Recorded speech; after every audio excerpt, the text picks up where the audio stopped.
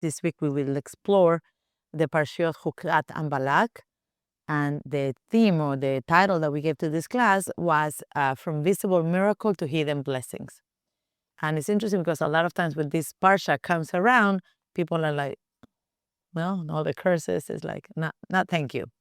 So we're going to see that there are two main stories, very puzzling stories that brings us a lot of questions. The first one is, as we know, the story of the Rei Heifer, the red cow. And the second one is that Balaam's curses or blessings per se. And we're going to discover a powerful lesson about the gap between our perspective and Hashem's perspective. Okay? So before we begin, let's understand why we're reading a double Parsha this week. For those of you who are used to reading the Parsha of the week, you know that every week usually we read one Parsha, one Sedra. Sometimes two fall together. And for those of you who have friends in Israel, you're going to realize that they're in a different Parsha that we are. And after this week, Rosh Hashem, we're going to be parallel. So just for those of you who don't know what's the reason why we are in two different time zones per se, not only physically, but also in our learning of the Torah, is because the way Shavuot fell this year, it fell Friday and Shabbat, if you remember, in the diaspora. In Eretz Israel, it's only one day. So they had Shavuot on Friday, and Shabbat, they moved on with the next Parsha. We didn't. We still were on Shavuot reading. So because of that, we were set one behind since Shavuot, and now we are lining up by us reading two of the Parshiot. Okay? In this way, the whole world is basically going to be on the same time zone. And just know that nothing happens stam. If we were for all these weeks in different time zones and on our Parsha reading, there must be also a reason. Okay. This week we're going to be learning about Chukat and Balak combined. And we're going to see how it's funny because when you read the Parshiot separate, it's different than when you read them together. And in Rosh Hashem, when you go to synagogue, you're going to see, usually we read one Parsha is divided in the 7 days of the week. And now what's going to happen is it's going to extend the reading to have the two Parshiot become like one in the way we read it on Shabbat. Okay? So now, at first glance, they seem completely unrelated. So let's go inside for a few minutes on the nutshell, what each of the Parshiot stands for, what happened in each Parsha, and then B'ezrat Hashem, by the end of the class, we're going to be able to combine the two.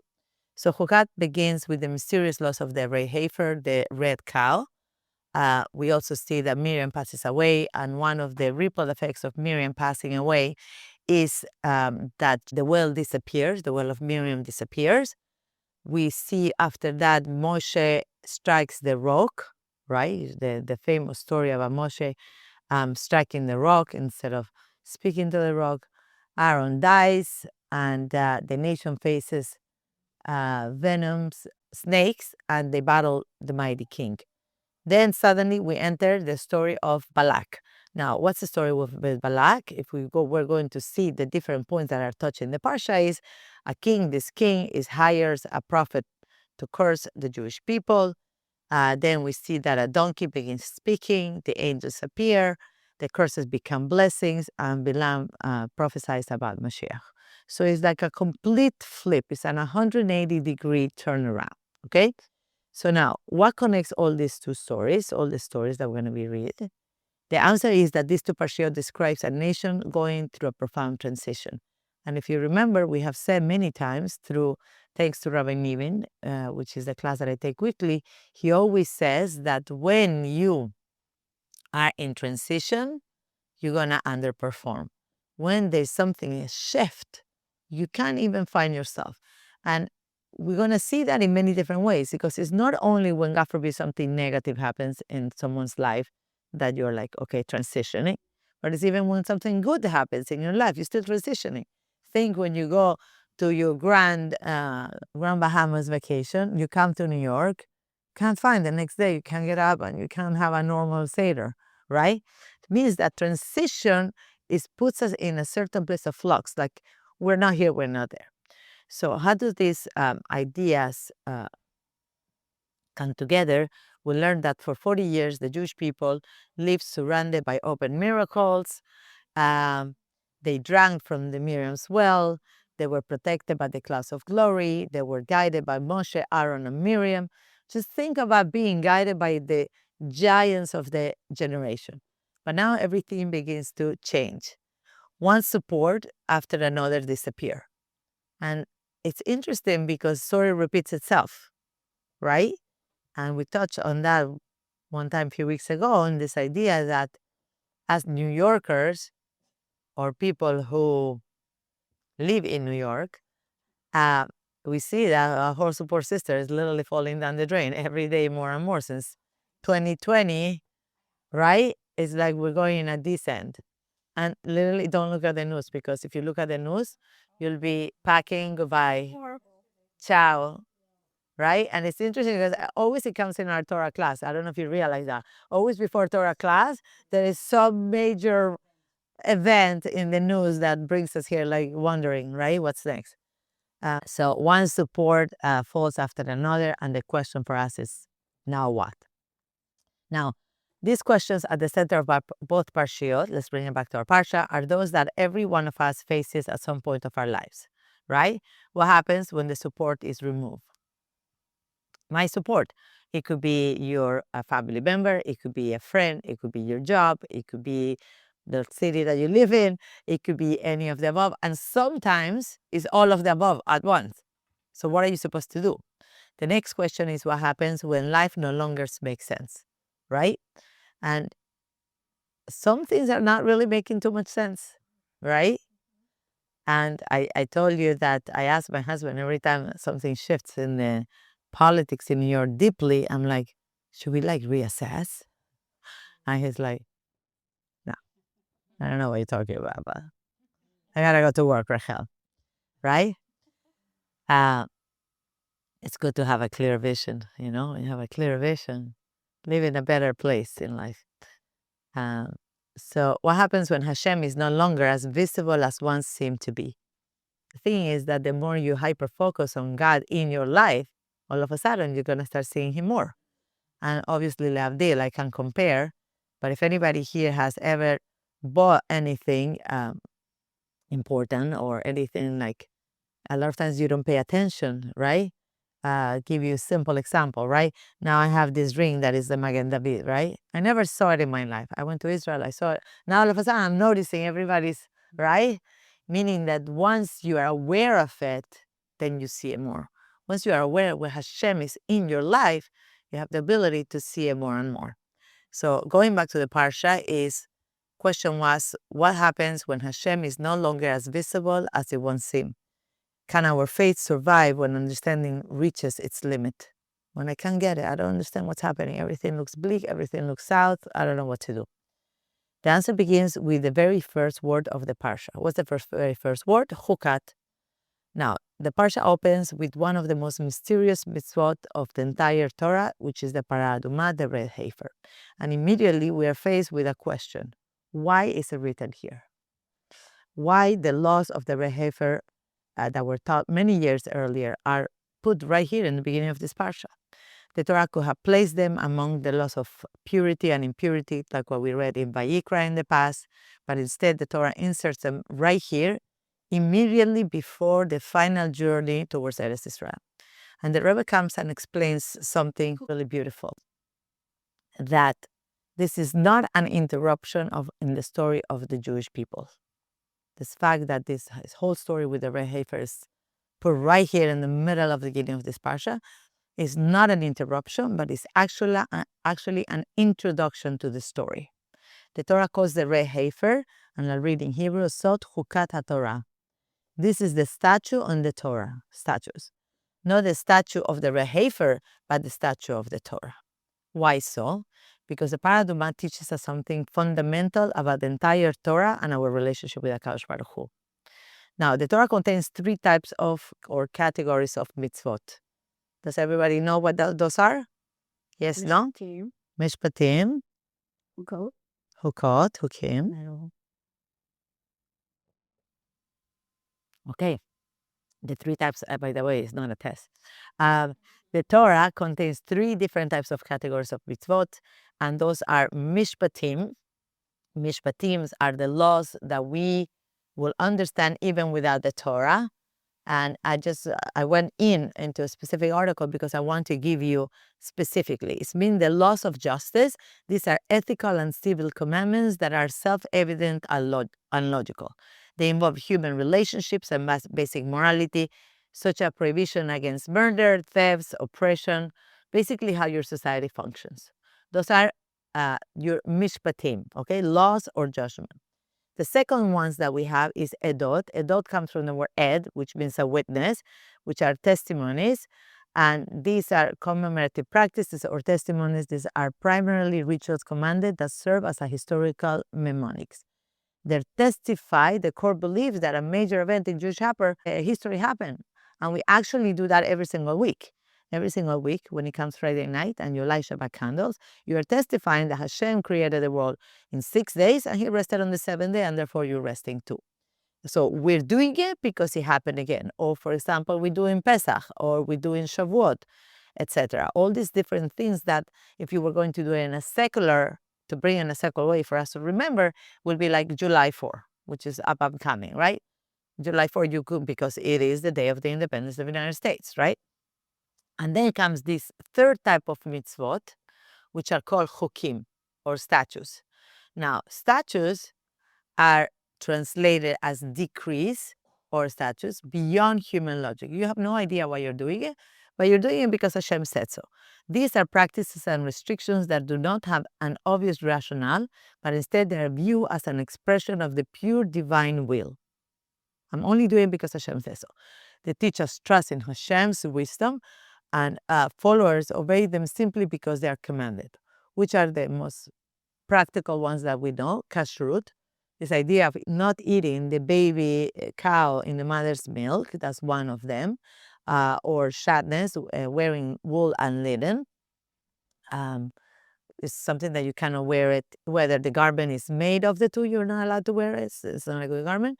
Or if you're wearing, let's say, a linen shirt tucked into a shadness, or putting a wool coat over your linen shirt. You're not supposed to do that, right? And it's interesting, one point that I want to take you 1 minute further away is that a lot of times we're doing these other 2 kinds of mitzvot. I'm not talking chukat right now. I'm talking our statutes or decrees, our testimonies to the mishpatim. And a lot of times a person might come and say, well, I understand that. Obviously, I'm not going to, God forbid, go kill somebody. Obviously, I'm not going to steal. Obviously. I understand, so I'm doing it. But there's a deeper explanation that says that even those mitzvot that you think you know that you're doing while you're doing it, ultimately you need to keep them in the same way that you keep chukim. You're not keeping Shabbat because it makes sense to you, I need to rest 1 day a week. That's not why. You're not turning off your phone on Friday just because I need a day of, no social media, no electronics. You're doing it because Hashem said so. So ultimately, it doesn't matter the type of mitzvot, your way of keeping it should be because Hashem said so. Period. End. Okay, so that makes it more clear, right?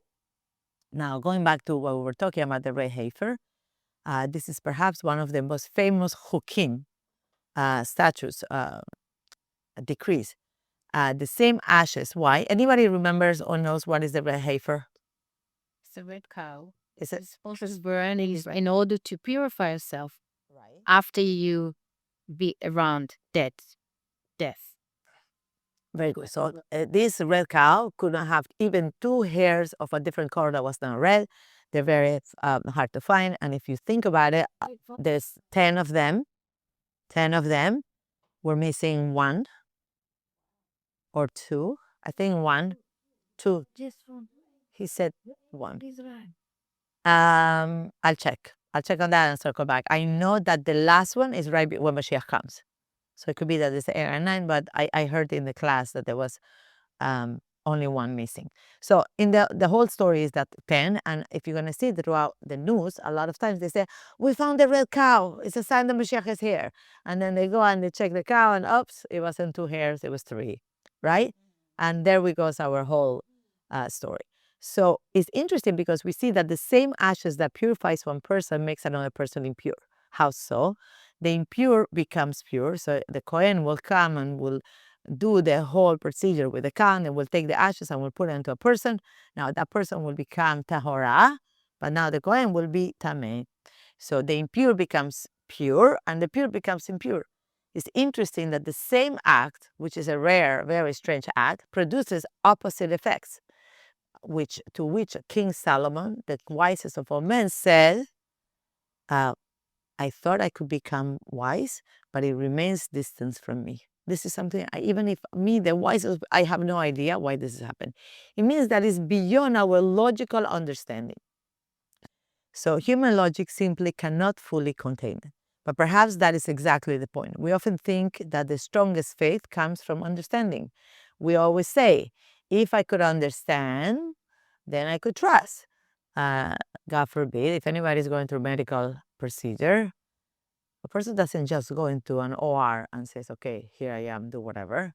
The inquisitive, the mind goes and tries, and I Googled it, and I ChatGPT it, and I called my cousin who's a doctor. Meaning, can you really fully trust even if you understand?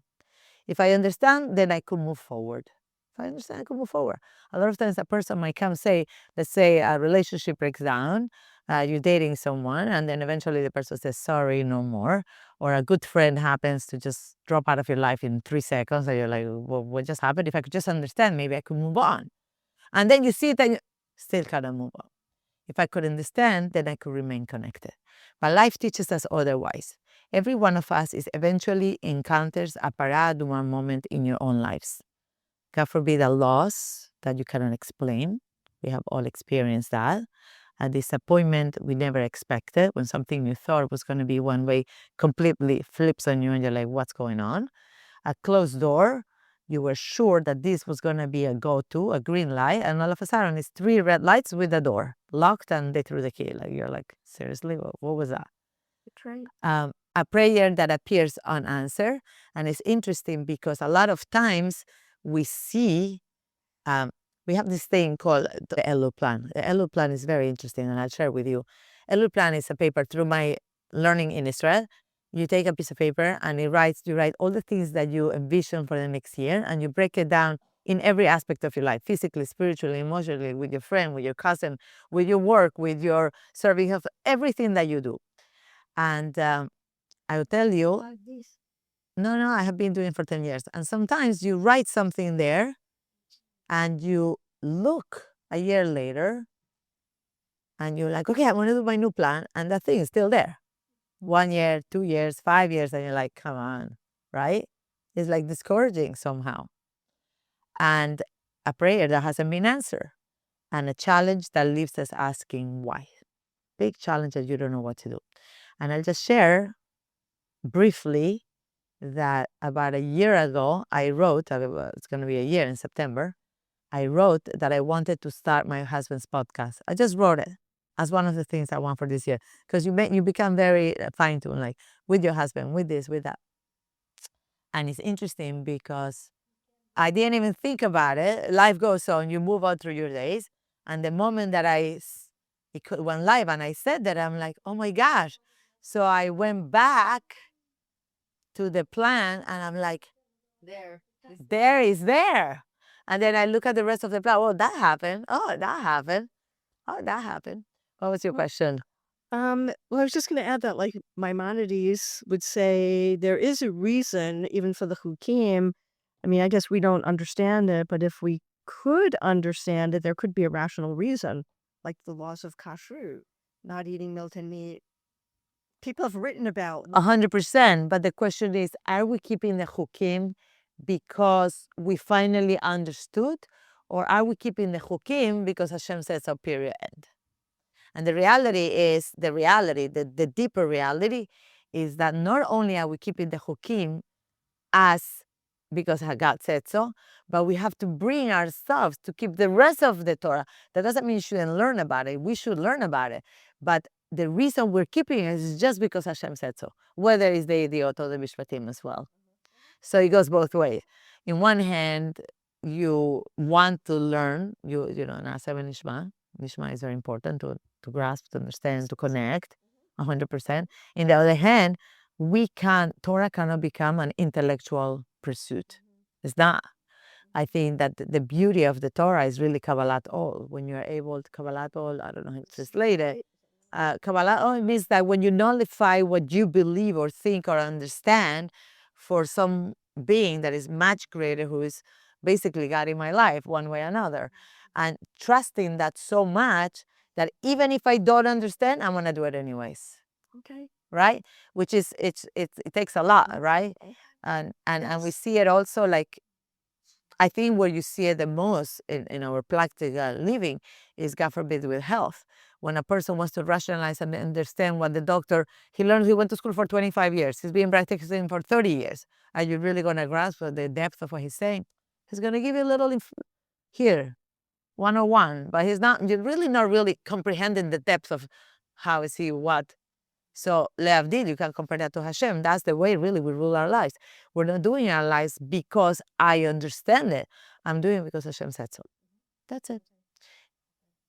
Even though you should be learning why you're doing it. And the reason, let me just get there for a minute, just not to leave it hanging, is that why you're doing Nasa and Nishma, not because Hashem needs you to read about it. You're doing Nishma because you need to understand. Because Hashem wants you to evolve Hashem Esemcha, and Hashem wants you to connect in a way that is palpable for you. Otherwise, it's like an empty vessel. You're doing the mitzvah, giving tzedakah, but like there's not emotional connection to it. There's no reason behind it. And in those moments, we discover something important. Is our relationship with Hashem built only on understanding? You see, we're going there. Or is it built in something deeper? So if we only keep the mitzvot that makes sense to us, then ultimately we're not serving Hashem, we're serving our own intellect. If I'm only keeping this mitzvah because I say, okay, I agree, first of all, who are you to agree? Right? It's a little bit egocentric when I say, I need to understand so I could keep. Who is you? I mean, right? No offense to anyone here. I'm just saying for myself. Who are you? Right? And it's funny because it doesn't matter where you are in your life, you're always going to have questioning in parts of your life that are going to be difficult. There's some mitzvot that are very difficult. Fasting for me is a nightmare. Right? Trusting. Fasting is like fasting. It's not for, I guess Hashem thinks it's for me, but yeah, I think Hashem knows it's for me. But, right? Correct myself there, whoa. Right? But I need to rationalize. When you're rationalizing something a lot, is because you're lacking a little bit of Kabbalat Ol. Kabbalat Ol means surrendering yourself to a greater good. Okay, so we're serving with our intellect. And Paraduma reminds us that Hashem's wisdom is infinitely greater than our own, that there are dimensions of reality beyond that what we can understand. For example, death appears to contradict everything we know about Hashem being the source of life. So how the source of life is making somebody die? This doesn't make any sense. Yet the Torah teaches us that even within what seems dark and contradictory, a deeper divine reality is at work. Sometimes the answer does not come from greater understanding. It comes from a place of higher than understanding. It's from knowing. You know there is a Hashem. Whether you understand him, you see him, you feel him, I don't know.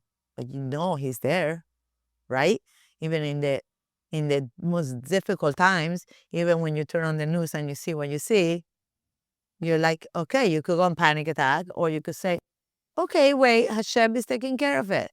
Who is this person anyways? What is he saying? Who cares what he says? And you see how you completely disempower something that's supposed to be so powerful over you. It's not powerful. Who is he? He's just a being, a person, just like you and I. But wait, there is Hashem that is much greater than all of us combined. And perhaps that is why the Torah places paraduma here at the beginning of the final stage of the Jewish people's journey, because the rest of the Parsha will ask the same question again and again. Can we remain connected when life no longer makes sense, when the support is removed, when the future becomes uncertain? And the Torah answers is yes. How do we know so? The Rebbe explains that the word Chukat is connected to the word hakika. Anybody knows what hakika means? Hakika means engraving. And it's very interesting, and it's such a beautiful analogy. Chukat is hakika, engraving. It's such a inks, when you write, you just write on that paper there. Ink sits on top of the paper, right? But an engraving becomes one with the stone itself. It's etched in it. It cannot be removed. By you removing it, you're destroying that thing, right? Think about when you have a bracelet or something inscribed, and you can't just erase it. Meaning that a relationship built only in understanding can be shaken when understanding disappears. Meaning, if I don't understand what I'm doing, I'm just not going to do it. But a relationship that is engraved into who you are, into your soul, now that remains. That remains forever. So immediately after teaching this lesson, the Torah begins to test it. So this is a very important point that we have learned throughout, and we have really reinforced it through our bitachon classes, that why we keep doing bitachon is like a new age, new fad, right? Like green juicing and yoga, right? Pretty much. Like what's going on this world? Bitachon here, bitachon there. Nobody ever knew the term en od milvado for years and years and years, and now it's everywhere. There's only Hashem. What's happening? Thank you, Hashem, right? The stickers, the hats, everything, thank you, Hashem. So why it seems like this last generation before Mashiach comes, Hashem is everywhere, right? Like I said last week, when you're greeted, you have to say Baruch Hashem. You don't have to say good, great, I'm going on a trip. You have to say Baruch Hashem first, and then you could tell them your life story. And the reason is because by you saying it, by you thinking it, by you relearning it, you are engraving it into your being, versus being something outside of it. Is becoming part of who you are, is becoming part of your DNA. You're changing the bandwidth, the neural pathways in your brain. By you saying Hashem, you are engraving it into your soul. So immediately after that, after teaching this lesson, this very important lesson that is to become part of us, the Torah begins to test it. The first test comes with the passing of Miriam. We see that immediately after the loss of the Rehafer, Miriam passes away and the well disappears. Why does the Torah connect these events, right? Because the Jewish people are about to learn a very difficult lesson, that the well was never the source. A lot of people think that the well was giving them water. They say, oh, no, it wasn't the well. Okay, I grew up a little bit. It was Miriam. Because when did the well stop? When Miriam passed. So you didn't have to be the well that was giving us water. It was Miriam. But then we realized that now Miriam passes on, meaning that the ultimate source was Hashem. It wasn't the well. And when I come and I teach you these things, it's not about the well of Miriam only. It's about in your own life, which is that well of Miriam that you're being sustained from. Maybe that friend, that class, that job, that whoever might be. So sometimes Hashem removes a support in our lives so that we can discover the real source behind the support and reconnect to the source. Like we say in Shara Bitachon, you bypass all the brokers in the middle, right? We were talking in Shara Bitachon, this idea that when you making a business, so let's say you need fabric, so you need to go to the person, the fabric company, and the fabric company brings it from, I don't know. What happens if you just go to the guy who's actually making the fabric? You bypass everybody. It's reconnecting to the source. And then we see that sometimes Hashem removes a support in our lives so that we can discover the real source behind the support.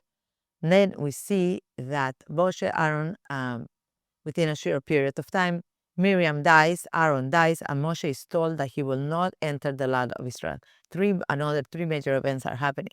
Why are all these three pillars being removed all at once? Because the nation is preparing to grow. For 40 years, they rely on extraordinary leaders and open miracles, right? We had the manna, we had the well of Miriam, we were protected with the clouds of glory, we had all these different things. Now they must learn to carry the relationship themselves and find Hashem within ordinary life. And I'd like to give you a personal example here, which is for anybody here who ever biked when you were 2, 3, or 4. We all had something called tricycles. You remember tricycles? But what happens when you're 7? You're like, oh, wow, that's so old. Like, come on, I'm not a baby. Now I need a bicycle. So you buy the bicycle for your kid, put the kid, he falls, right? So what? You get yourself training wheels. And you go in the training wheels, and I remember in South America, they used to take the training wheels and just lift them a little bit off the ground. So you wouldn't fall, but you will learn. And you will raise them, raise them. They didn't take them off right away. Only when your dad knew that you're not going to actually fall and break your arm, they will actually remove them. So that's basically what's happened to the Jewish people. Hashem put us on the tricycle and he took us out of Egypt. And now he took us 40 years in the desert and he put us some nice training wheels and he gave us Miriam and Aaron and the well and Moshe Rabbeinu. And now he's saying, now you go into your ultimate destination. Guess what? Now the journey is solo. Now we need to prove that you're actually an adult, that you actually could handle life by yourself. So now we go into the Parsha turns into a different form, which is very interesting. The Parsha turns into another episode, and is that the venomous snakes attack the camp. And Hashem tells Moshe to place copper serpent on the pole. Everybody remembers that? The pole has a serpent. And the Mishnah asks, did the serpent heal them? Of course not. The serpent simply caused them to look upward. Very important. Sometimes the challenges itself is not the point. The point of the challenge is to redirect your attention back to Hashem. Is to redirect your attention back to Hashem. And I tell you a story that I heard that I'm sure by you all now. Her name is, I can't remember. Basically, it's a true story. It's not a story. I'm not telling a story from 5,000 years ago. I'm telling a story from a couple of years ago. There's this girl that she was on a resort with her family for a holiday, and her kids were swimming. And one of the kids went in the water and unfortunately drowned. And when they ran to see this child, very young child, she said, she started pleading with Hashem, up heaven, right? And she had the, like the thing that you cover yourself when you come out of the water, the wrap. And she started pleading to Hashem. And she said, Hashem, you saved this child. I promise you I will cover my hair. And she takes it off and she covers her hair.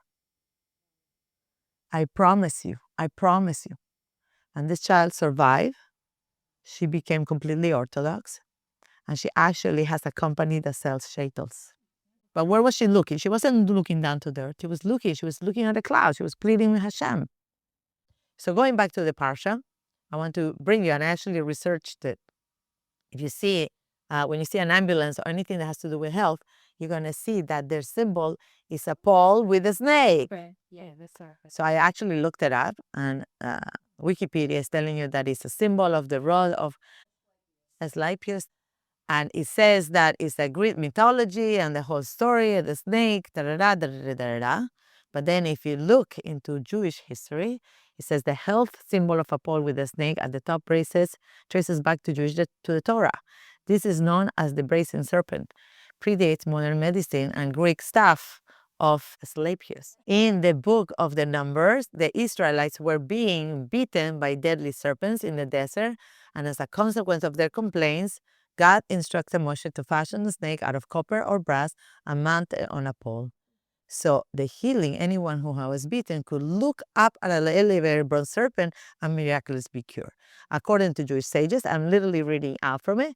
It says that including Rashi, which is the prominent commentator, the serpent itself had no magical healing power. It wasn't because of the snake. Instead, it served as a spiritual focal point, looking upwards, forced the people to look towards heaven and direct their faith to God. Centuries later, many historians believe that this biblical motif influenced the Greek emblem of the healing thereof. So just to bring you the source of it. Okay, so after that, all the complaints and struggles, the Jewish people suddenly sing. Why now? Because they have begun to understand that they could not see before. The well was never just water. It was a lesson in trust. Real faith is not only thanking Hashem when a miracle is obvious, but is recognizing that Hashem was carrying us even when we do not see him. And that brings us to the beautiful story that I'm sure most of you know about one time a person is going after 120 years. He passes on and he is going in the sand and he looks back at his life and he sees sometimes there is one set of footprints, sometimes there is two sets of footprints. Sometimes there is one set of footprints, Sometimes there is two sets of footprints. And what he realizes, this person, is that every time that life was really hard, there was only one set of footprints. So he looks up to Hashem and he says, Hashem, can you brief me here? Like, what's up? What's going on? And he says, well, there's two set of footprints, means that I was with you. He said, yeah, but during the rough patch, like, did you go missing? Because, like, I only see one set of footprints. And Hashem responds to him, those were mine. I was carrying you. I was carrying you. The problem is that we don't see. Yeah.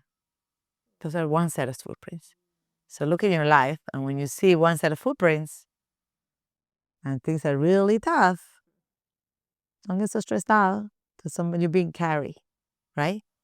And I always try to bring it into my mind that is like, for example, when I had I told the story one time, but I remember when my father was really not well and we went home and he took us into the mountains and I couldn't get reception and I was all stressed out because we couldn't. I said, oh my God, if anything happens to my father here, nobody's going to find us. We're in the mountains in Colombia, in the jungle. And he kept looking and he kept looking at me and he says, Mamita, you worry? Well, he said, your BlackBerry doesn't work? You guys remember BlackBerry, right? And I'm like, you know, without him noticing, but he could see from here everything. My father was, wow. Actually, yesterday was his birthday. Maybe that's why I'm thinking about it. Shimon ben Moshe Shohav Aliyah Neshama. And I remember that moment when he looked, like he didn't even look at me. He said, Mamita is not your BlackBerry. What keeps you safe? Take 1 minute. He is keeping us all safe. And I remember that I put my phone down and I just felt such an inner peace. Obviously, Levdil, because I felt my father carrying me into a place of emunah and bitachon. He says, not your BlackBerry. I'm like, come on. Yeah, wisdom of age and living in a country where life is simple sometimes takes away all your idols. Your phone, the things that you believe that are keeping you alive are really not. It's something much greater. And it's interesting because I always, and I was just feeling it this week with everything that's happening in the world and in life, that I was like, when is the next 3-day Yom Tov? Like, I need a 3-day Yom Tov. I need it. Like, I need to be disconnected. And like I started feeling like, whoa, it's too much, you know? So we just need to understand that Hashem is the one holding us together. So then we go into the story of Sihon and Og. When we see that, Sihon and Og, and we see that as the Jewish people approach the land of Israel, they face unexpected obstacles and wars. Why doesn't the journey simply proceed smoothly? Because not every obstacle is blocking your path. Very important. A lot of times when your GPS reroutes you because the street is closed, you're like, no, I'm not 10 minutes late. Sometimes the obstacle is the path. What looked like a setback ultimately brought them to a place they were meant to reach. I take 1 minute to just tell you a very important thing here, that there's a very interesting story that I shared with you one time from Rabbi Yashir. I don't know if everybody was here or not. Rabbi Yashir told us a beautiful story about a man who, I don't remember when I said it, so forgive me for those of you who know it, but it's such an important idea that your GPS is ruled by him. He has your GPS. There's a story about this man who was looking for a job for a year. He had lost a job. He had a family. He was stressing. He couldn't find a job. He was looking right and left and left and right. Can't find it. Finally, somebody tells him he finds this job. It's an hour, 20 minutes from his house. He works really early. He tells his friend, can you take me? Because you're leaving at 6, 7 o'clock.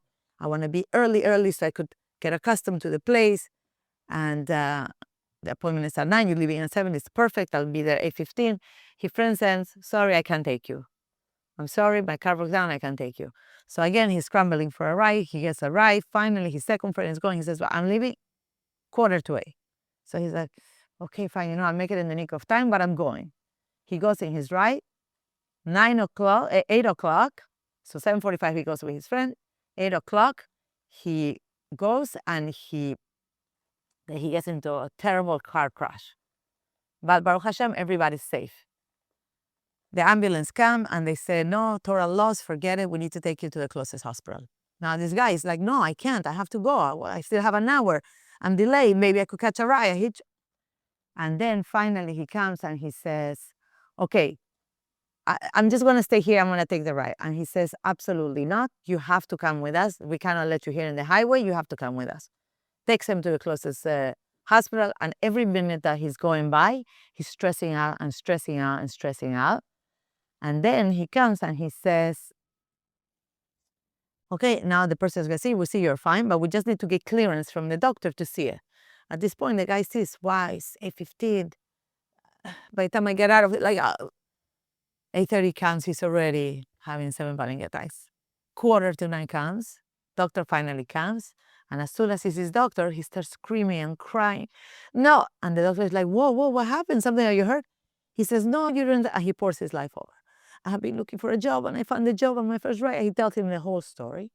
And then the doctor says, what do you do? He says, I'm a technical director for medicine and this is the first job I have and my family. And he says, really? That's what you do? Our hospital needs someone. We're desperately looking for someone. We haven't been able to find somebody. Can you please just go to HR? It's downstairs. And he gets the job. And these stories are from Rabbi Yashir. They're true stories that he hears. You're mind-boggling.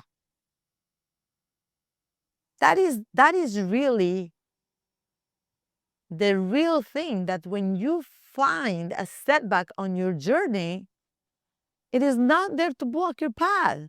It's actually your gateway to your redemption, your personal redemption. So finally, we go into the story of Balak, the story they never knew. Then the Torah reveals something astonishing. While the Jewish people were worrying about their challenges, an entirely different story was unfolding behind the scenes. And I'm just going to take a minute to read that part because it's so beautiful. It says that the Torah suddenly takes us behind the curtain. Up to now, we have been following the Jewish people. They're going here, we're going here. They're going there, we're going there, right? We're like a mirror effect. But now everything is like, doesn't make sense. So until now, we've been following. But now we have seen their struggles, their fears, their complaints, their losses. But now the Torah shows us something they themselves never saw.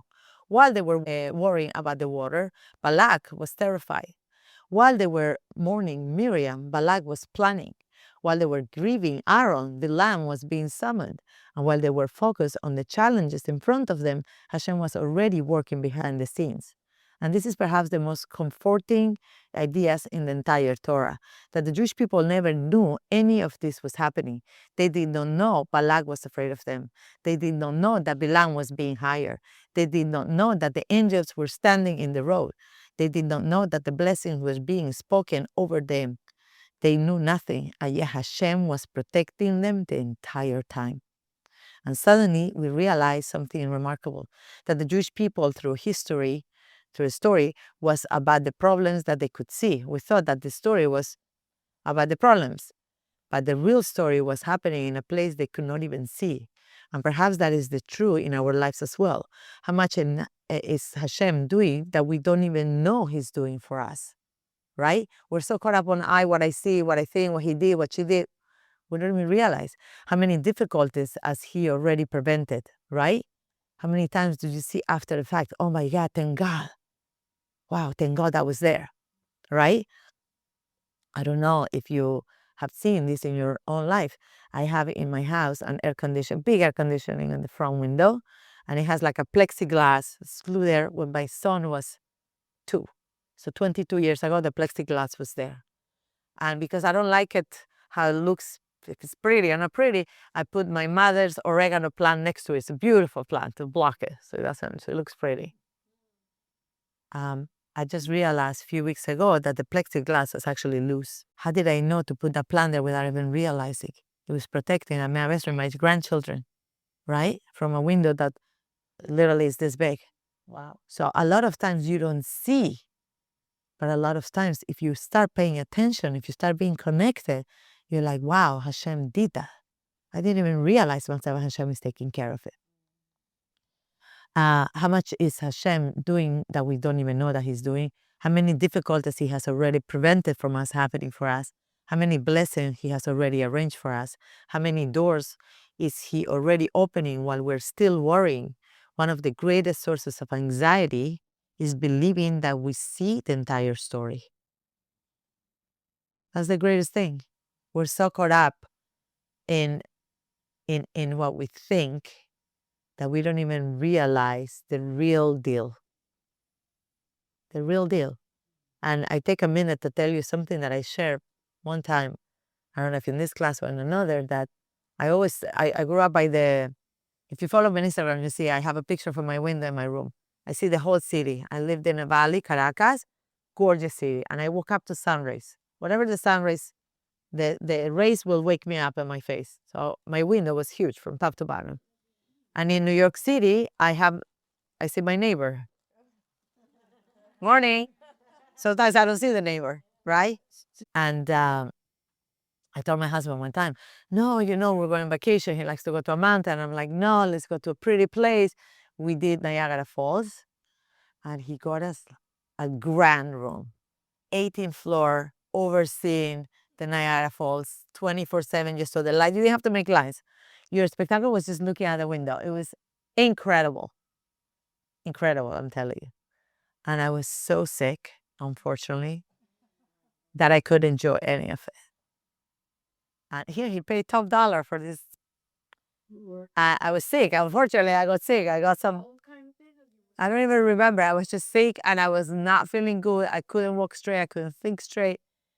And I realized at that point, I talked to my husband and I said, Rafael, thank you so much for giving us a grand vacation. I want to tell you that a window is not your gateway to happiness. A window is not a gateway. Your mind is a gateway. Your mind is the gateway to happiness. Because you could live looking at the neighbor every day, good morning, and make your best friend out of that, right? And have a great life. Hey, let's go to Central Park. Or you could be miserable in a golden cage, right? So one of the greatest sources of anxiety is believing that we see the entire story. Balak teaches us that what we see is only a tiny part of the story. Hashem is always working beyond the limits of our vision. And then the Torah introduces one of the most fascinating characters in the whole Tanakh, Bilam. Bilam was not a fool. He was not ignorant. He was not spiritually disconnected. In fact, Bilam possessed extraordinary prophetic ability. That's why he was hired. He understood spiritual realities that most people could never perceive. Yet he could not see the truth standing directly in front of him. A donkey that sees angels, Bilam does not. The animals that sees what the prophets misses. How is that possible? Because intellect alone does not guarantee clarity. You could be the smartest, the wisest, the youngest, the sharpest. Does not guarantee clarity. Sometimes ego blinds us. Ambition also blinds us. Our own agenda also blinds us. You see very smart people making terrible mistakes, right? I don't need to go into that. You see it day in and day out.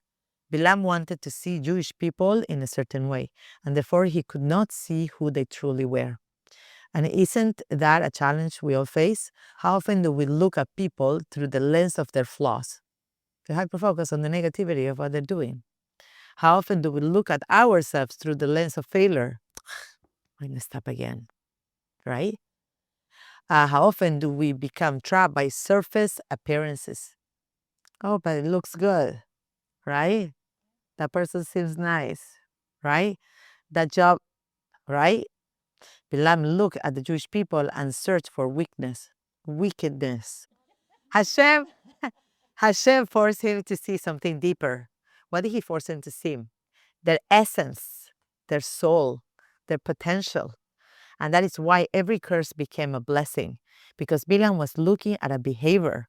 Hashem was looking at their essence. Bilam was looking at a moment. Hashem was looking at their destiny. Bilam was looking at their flaws, but Hashem was looking at their soul. And the soul of the Jewish people could not be cursed. So the answer to Chukat is that at the beginning of the Parsha, the Torah asks questions. What were the questions we asked? What happens when life stops making sense? What happens when understanding reaches its limit? When the well disappears? When the supports are all removed? Now, at the end of Balak, we finally received the answer.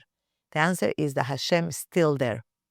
The Jewish people could not see him, but he was there. We could not see the blessings, but he was still there. We cannot see the angels, but they were still there. We cannot see the protection, but he was there. And perhaps that is what Chukat and Balak belong together. Chukat is really teaching us that faith begins where we understanding ends. Chukat, this idea that it's not what I think or know or understand, it just is, because Hashem is there, and he knows what's best for you. And Balak shows us why. Because there's always more happening than what we can see. The Jewish people thought the well was their source of life, but it wasn't. And then they thought that Miriam was the source of life, but she wasn't. And they thought that Aaron was the source of the blessing, but he wasn't.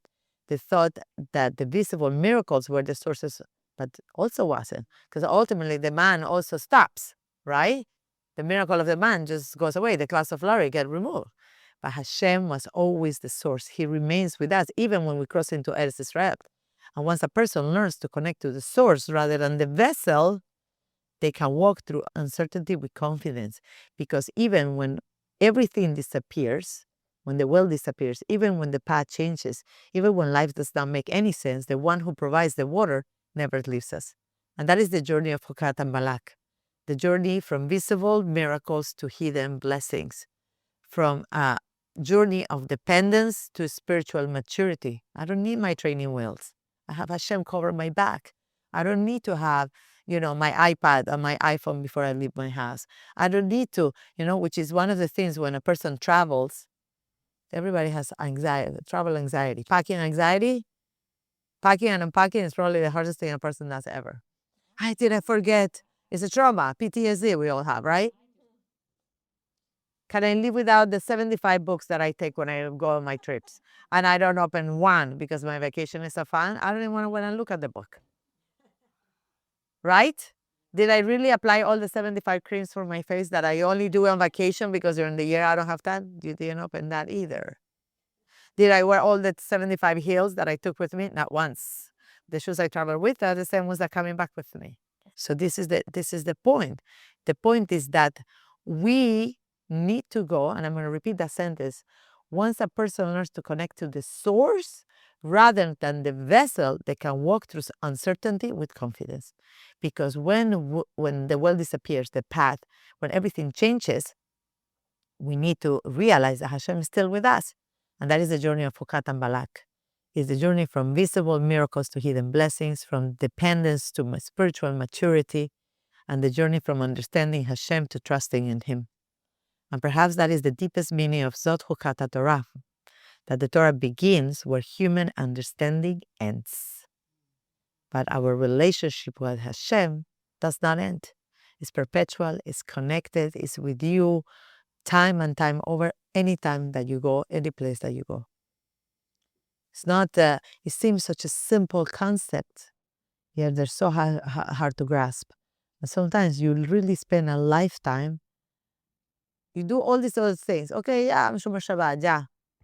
Okay, but you're still struggling to putting Hashem at the center of your life. You're still struggling with saying, it is you, Hashem. You're still struggling with saying, you know what, I'm going to continue doing this mitzvah even though I have no clue why I'm doing it. Even if I'm there, I know that I'm never going to understand the why. I'm still not going to do Shabbos. I'm still going to be careful about it. It's not simple. We all thinking spiritualized. I'm talking to you today, right now, we go shopping. You come back home with 20 suits, and out of the 20 suits, your favorite ones that you have for this wedding, for this Rosh Hashanah, for this whatever, you look at the label, and it says, if you look at the label, it's going to say 75% linen. It's going to say 10% viscose, and it's going to say 5% wool. And you're going to say, doesn't matter. I love it. It fits so well. Finally, it's my color. It's so well constructed. I got it on sale. It was only $25. and then you are questioning to yourself, does that Shana really apply to me? I understand. It doesn't matter. That was in the olden days. That was totally in the olden days. I mean, who's thinking about sadness today? You'll be surprised. You'll be surprised.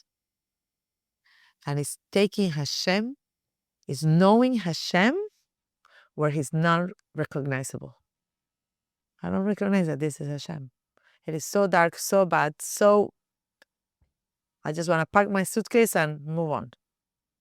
And yeah, you stand because you know Hashem is right there with you. I hope you girls enjoy.